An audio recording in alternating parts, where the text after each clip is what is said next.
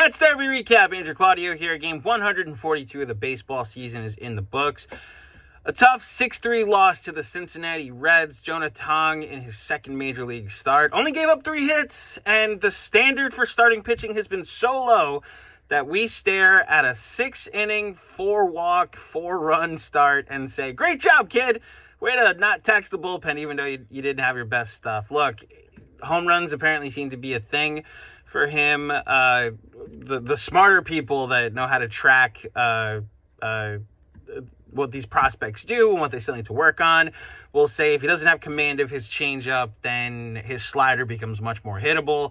And on a night where he really didn't have much command of his changeup early on until later in the game when he really had a command of his changeup and breaking stuff, he was getting hit hard, at least by the 3 hits that the Reds had all left the ballpark.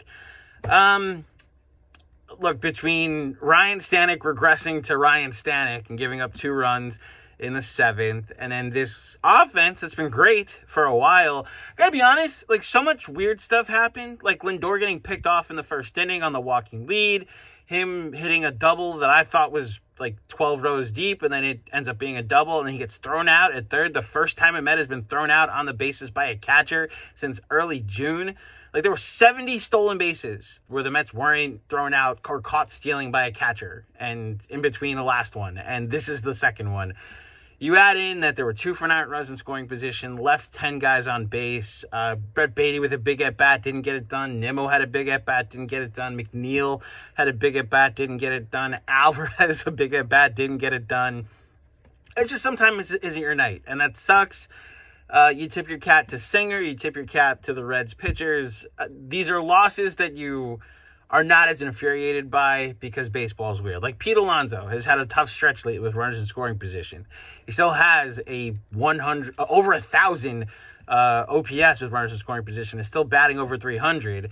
He also leads the major league in plate appearances with runners in scoring position. And when you hit 300, you fail 70% of the time, and that's the majority. So we're suffering through the 70% right now. You can see I'm more jovial than I probably should be after a 6-3 loss, and it's because the Cardinals just walked off the Giants, so the Mets remain 4 games up in the wild card. I was so ready to be bummed out tonight because I think Brandon Sproat against Hunter Green is advantage Reds. And look, the Mets will at least be 4 games up no matter what going into tomorrow. So we'll see what happens. Good luck to Brandon Sproat, and as always, let's go Mets.